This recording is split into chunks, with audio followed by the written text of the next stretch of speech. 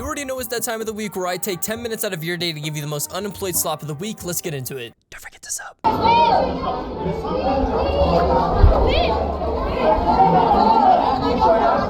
I feel like I really don't need to introduce who Speed is. He's been like the largest streamer for a while now, and you've definitely seen a Speed clip or two.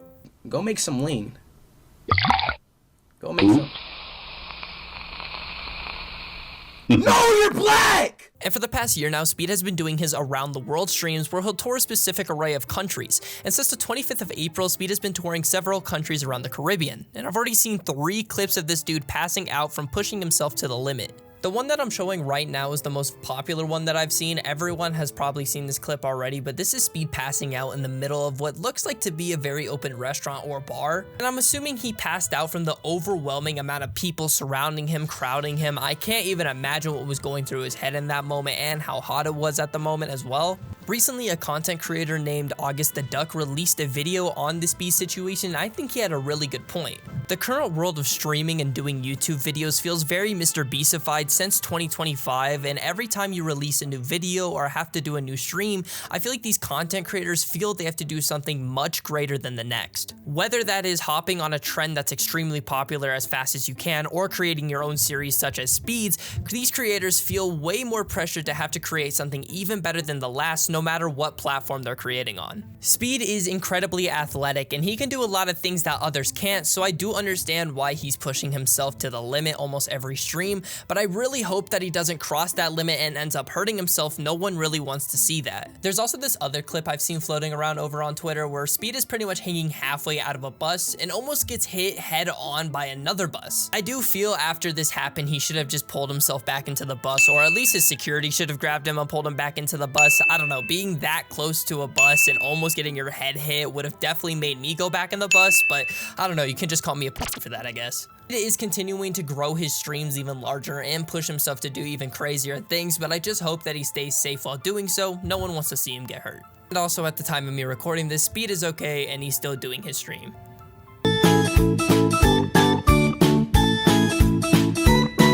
Now, I know you're probably asking what game is that, and this is a game called Last Flag. Now, I wouldn't really be surprised if you asked what this game was, because this game had no advertising whatsoever. I swear to God, I saw nothing on this game until I saw this tweet released. And what this tweet is basically saying is that there was only 558 peak players on Steam a day just after release. And if you read the top of the tweet right there, you would also notice that this game was designed by the Imagine Dragons lead singer, Dan Reynolds. That's right, we got an Imagine Dragons video game in 2026, and I guarantee none of you actually even knew this. The only person I really saw cover this was Tim the Tap Man, but after he made his sponsored video, he never made a video on it again and just went back to spectating. Now, I know you're asking what even is Last Flag, and to summarize it short, it's a 70s themed capture the flag hero shooter where 2 teams hide a flag and try to capture each other's before the game ends. So because the player peak was so low, I decided to get my buddy on and I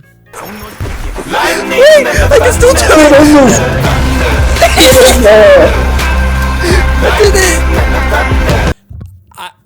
I don't even know how to explain that, y'all. I'm sorry. I thought it'd be funny to play Imagine Dragons while playing the Imagine Dragons video. You get it, bro. I'm sorry. That also probably just got this video copyrighted, so like, leave a like and sub, y'all, please. Love y'all. But after playing this game for around total of 2 hours, I can honestly see why there's less than 1,000 people playing this game, and that's because it's just so like empty. At the time of this game's release, there are only 9 playable characters and 2 maps. The maps are okay, they're really beautiful, don't get me wrong, but at the same time, once you play them literally 3 times over, you do get pretty bored of them. And this can also be said about a few characters in the game. Don't get me wrong, there are a few that did feel unique, like this flamethrower dude, but others just felt like more boring versions of other hero shooter characters. And then there's the other red flag in the room, just how the game looks. Obviously, this game just doesn't look that good compared to other games we're getting now.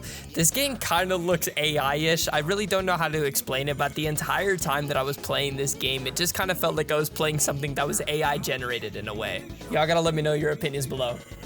You're a larper. Yo, this is some devil fruit shit, bro. I had to sail the Grand Line real quick. Turns out my outfit was back at the beginning of the Grand Line. So if you don't remember, back in late 2020 quarantine, Logan Paul got himself into the Pokemon TCG market by opening a $200,000 first edition booster box. He then followed up by becoming a collector of very high-end cards that had really no significant value to him other than the rarity and the price tag attached to those cards. Recently, he has got himself into another collecting hobby, and this one is One Piece cards and mangas. Yep, he is now increasing the dollar amount of One Piece mangas. Who else but the Japan Forest guy? He tweeted this on the 21st of last month, yes I know I'm late, shut up, saying, proud owner of the greatest mangas in the world, IMO, One Piece Chapter 1, 9.0, second highest grade in existence. He then also goes on talking about the Dragon Ball Z manga that he got, but no one really seemed to care about that other than this guy. Speed also replied to this tweet saying, you don't know shit about One Piece, and if you didn't know already, Speed is a massive One Piece fan, so Speed calling out Logan Paul is pretty funny. After that original tweet posted by Logan, he then decided to push out 2 more tweets of more One Piece stuff he decided to buy, and the first one was 2 more copies of Chapter 1 One Piece, which is cool I guess. Don't know why you need 3 copies of the same manga. And this tweet where he got the original One Piece production script graded for some fucking reason, and One Piece Volume 1. He then doubled down on the LARPing by posting himself on his private jet reading one of the 3 copies of Chapter 1 of One Piece that he has. This might be the greatest LARPer of all time. Recently though, Logan Paul was doing a Rip It stream where he was clipped saying this.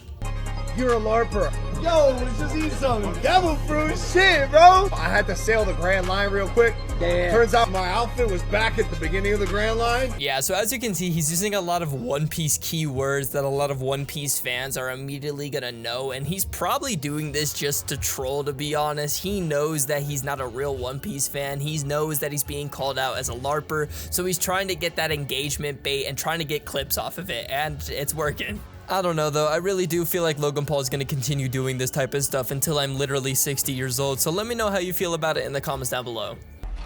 Yeah.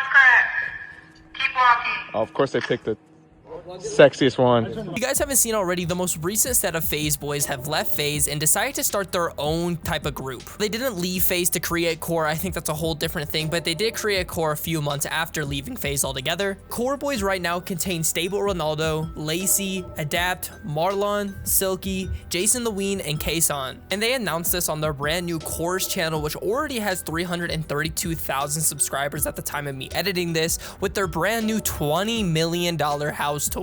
I mean, the video's self-explanatory. They basically just go through the house and show up the setups, but this is how they announced their brand new group. And a day after they released their house tour video, the entire house ended up getting swatted. Apparently, Lacey got put into handcuffs, but I wasn't able to find a clip, and the only reliable source I was able to find was this tweet right here that shows Lacey getting arrested. This is the clip of the entire core house getting swatted. Slowly walk towards this way with your hands up.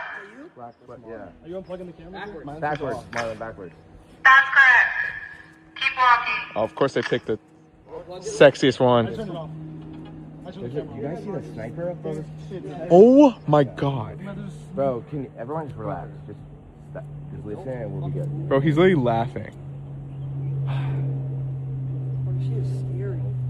So as we can see from this clip, the entire courthouse is pretty much surrounded by SWAT cars. It has snipers surrounding them. You can hear the lady ask Marlon to start walking towards her backwards, so you can tell whoever called in this SWAT call did it over a very dangerous crime. Also, while Stable Ronaldo was streaming the very next day, a fan came up to him and let him know that he was about to get swatted again. Oh no. You got cops called at your house.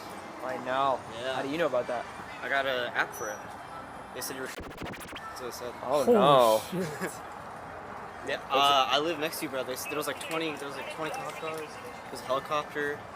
Well, thank you for sharing. Yeah, bro. Thank you, bro. They were looking for you. I find it very funny how the cop just ends up strolling right past them. The cameraman takes a little time out of his day to just follow him. Now, there's no clip showing whether or not the house actually did get swatted on this day, nor was there any report that I saw at least, but this kid did say that he saw them, so I'm just gonna have to probably take his word for this one. I don't know though, let me know if you guys are surprised whether or not the core boys got swatted within their first week of living in their brand new house. Well, that's all the Unemployed Slop I got for you guys this week. I really do appreciate every single one of you that make it to the end of these videos. These videos do take a minute for me to make, and I really do enjoy making them for you guys. Subscribe if you actually enjoy the content and want to keep up to date with the Unemployed Slop of the week, and I'll see you guys next week. Stay safe.